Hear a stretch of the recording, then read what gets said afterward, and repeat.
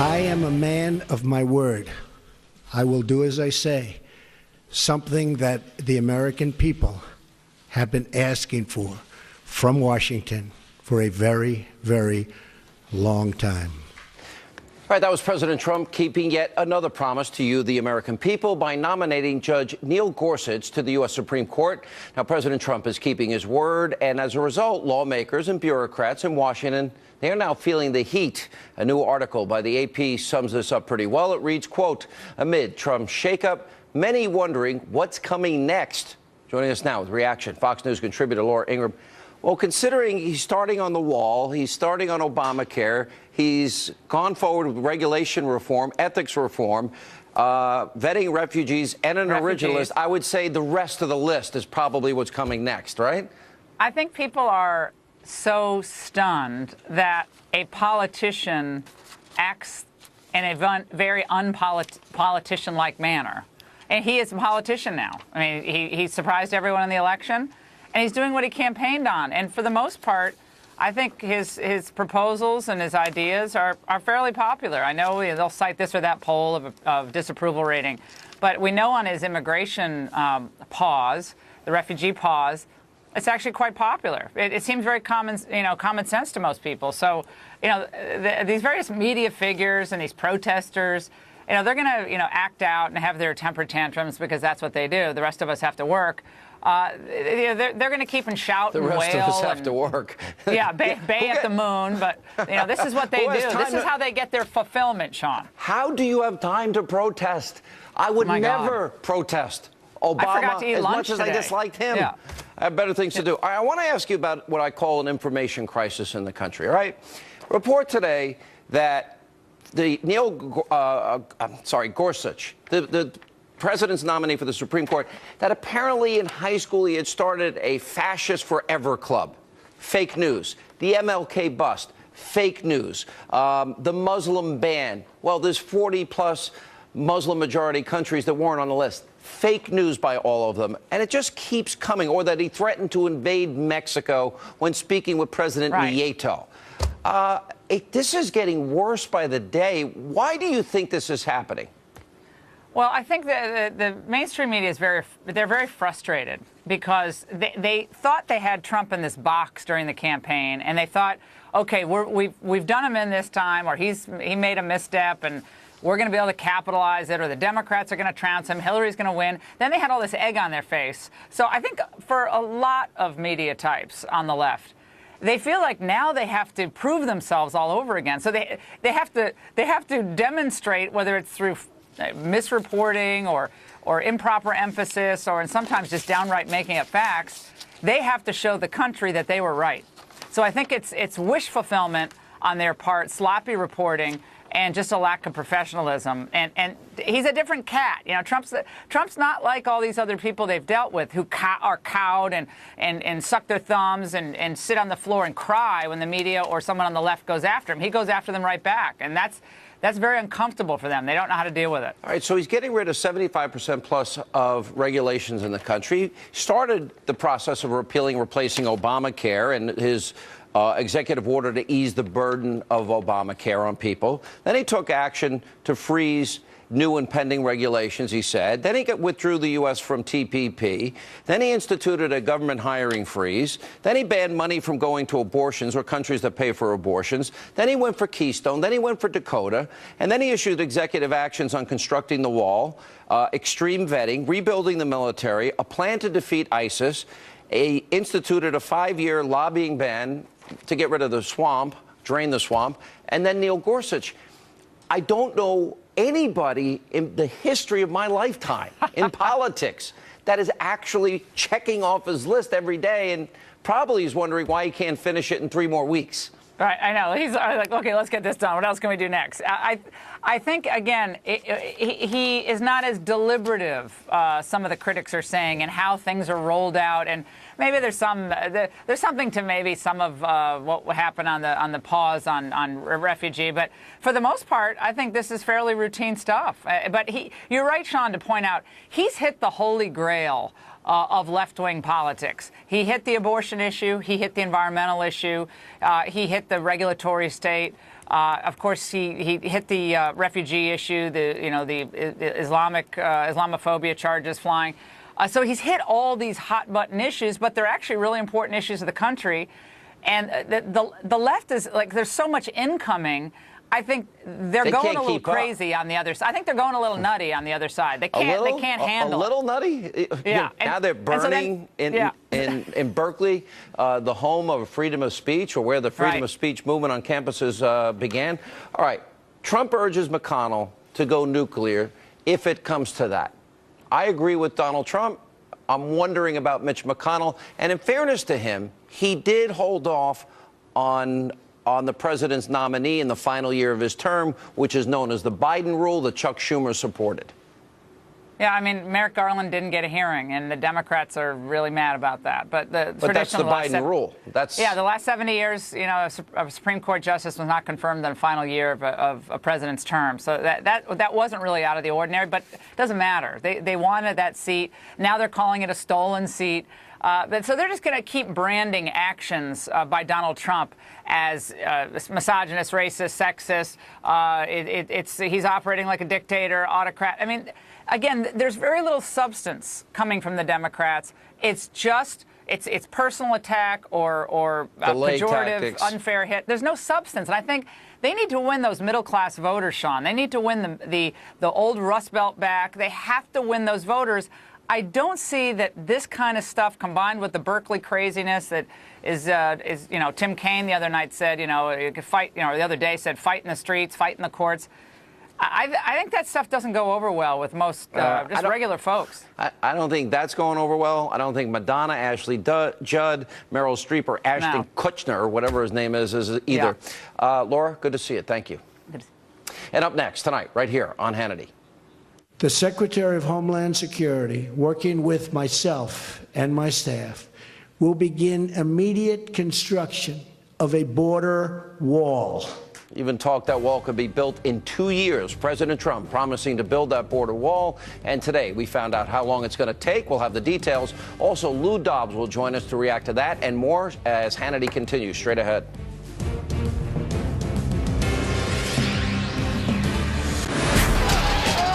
Tonight, the left completely unhinged. And now they've turned violent. Michelle Malkin reacts. The president made it clear in this executive order that we are not going to compromise the safety and security of the American people. The Trump administration has put the world on notice. We went to the White House today to speak with Vice President Mike Pence. And President Trump is not your typical politician. I am a man of my word. I will do as I say. And lawmakers are feeling the heat. Laura Ingraham is here to weigh in. All of that, plus Lou Dobbs is here. Hannity starts right here, right now. And welcome to Hannity. And tonight, Vice President Pence, Michelle Malkin, Laura Ingraham will join us. But first, we are just 14 days into the Trump administration, and the left is completely unhinged, and now they're turning violent. And that is tonight's opening monologue. Last night, out-of-control protesters, they were rocking the campus of UC Berkeley out in California, capping off a chaotic 2-week stretch of disruptive demonstrations. Now, UC Berkeley was forced to cancel a speech by Breitbart editor Milo Yiannopoulos after anti-free speech rioters, they started smashing windows, launching Molotov cocktails at police, and even setting part of the campus on fire, as you see there.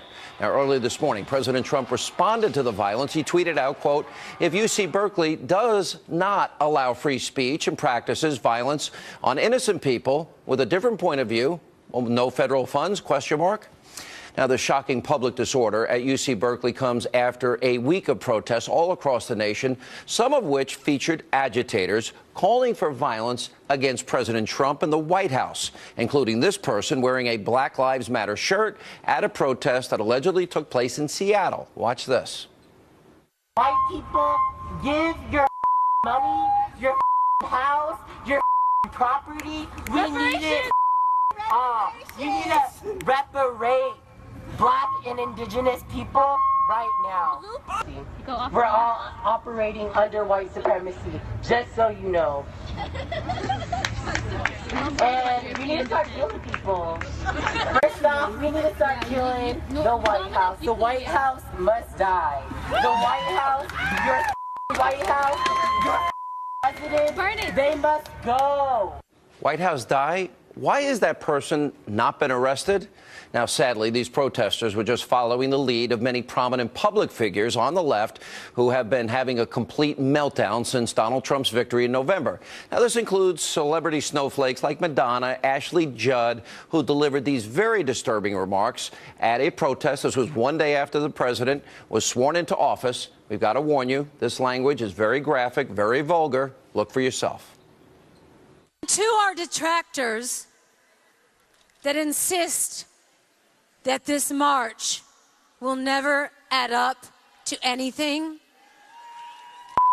you. Yes, I have thought an awful lot about blowing up the White House. I am a nasty woman.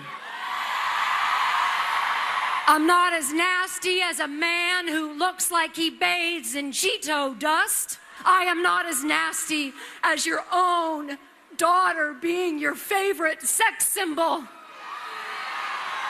Now, this type of language from the left is not going away. In fact, I predict this is only going to get worse. Now, Democrats in the U.S. Senate, as we speak, they are preparing a stiff resistance to the confirmation of Supreme Court nominee Neil Gorsuch. And if history repeats itself, well, this obstruction could be just as nasty and divisive, if not worse. For example, you might remember when President Reagan, his Supreme Court nominee, Judge Robert Bork, back in 1987, he was not confirmed by the U.S. Senate. After Democrats, they painted Bork as a sexist and racist, which he was not. And Senator Ted Kennedy said this about Bork on the U.S. Senate floor. Watch this disgrace. Robert Bork's America is a land in which women would be forced into back alley abortions, blacks would sit at segregated lunch counters, rogue police could break down citizens' doors in midnight raids, and school children could not be taught about evolution. Writers and artists would be censured at the whim of government. Now, after those lies and scare tactics were used by the left, Democrats, they were able to block Bork's nomination, and that's how we ended up with the term being borked. And that's not all. In 1991, George Herbert Walker Bush, he nominated Clarence Thomas to the U.S. Supreme Court, and Democrats, they used similar dirty tactics. In fact, they had his former colleague, Anita Hill, testify and make unfounded sexual harassment claims against him. Now, Justice Thomas referred to this as a, quote, high-tech lynching. Watch this powerful moment from Clarence Thomas.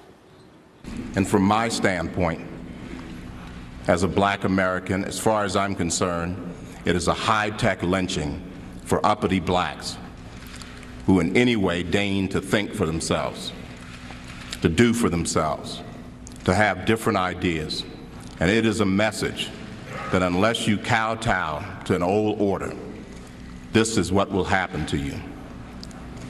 You will be lynched, destroyed, caricatured by a committee of the U.S. Senate rather than hung from a tree. Sad but extremely powerful. So as Democrats now gear up to smear Judge Gorsuch and as protests continue to disrupt the law and order all across the country, here's the question.